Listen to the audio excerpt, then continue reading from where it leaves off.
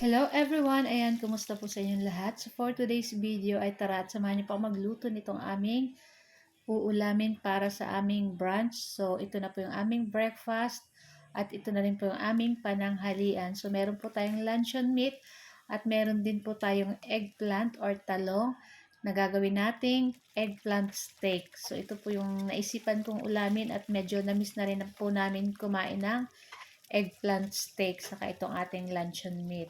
So, may isang lata lang ako dyan guys na malaking maling. Ayan.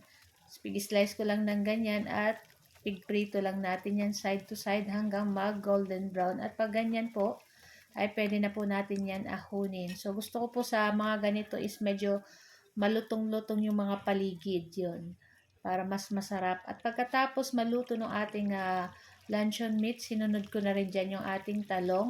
So, pig-slice ko lang siya guys ng medyo ganyan ang style. Kasi yung talong po is maliliit na medyo matataba. Kaya ganyan na lang yung paka-slice ko. Ayan. So, lulutuin lang po natin din yan side to side hanggang mag-golden brown din po. At pagkatapos ng pag nagganyan na ang color, pwede na po nating ahunin itong ating eggplant. So, kayo po ba guys, ano po ang inyong ulam today? Ayan.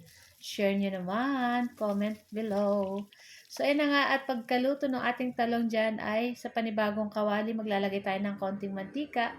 At ilagay natin dito yung ating tig-slice na 2 pirasong sibuyas. Ayan. Lulutuin lang natin ng bahagya itong ating sibuyas. Ayan. Para dito sa ating lulutuing eggplant steak. At pag ganyan na po yan, okay na po yan. Pwede na tayo maglagay dito ng toyo. Ayan, toyo yung ating gagamitin.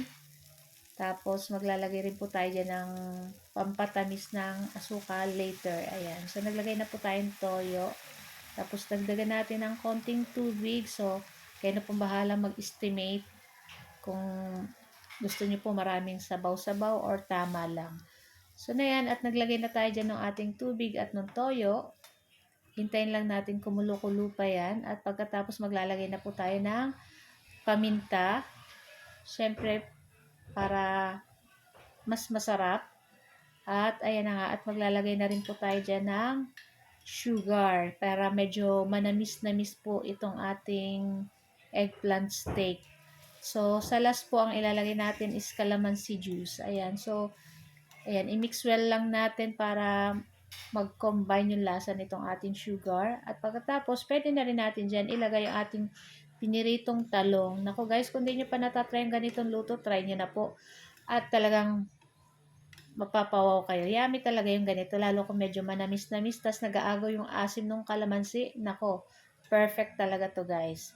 So yun nga, at maya-maya ipapatay na rin natin to. So bago natin patayin yung apoy ay ilagay na natin dyan yung ating calamansi juice. So ito yung ating last. Ayan.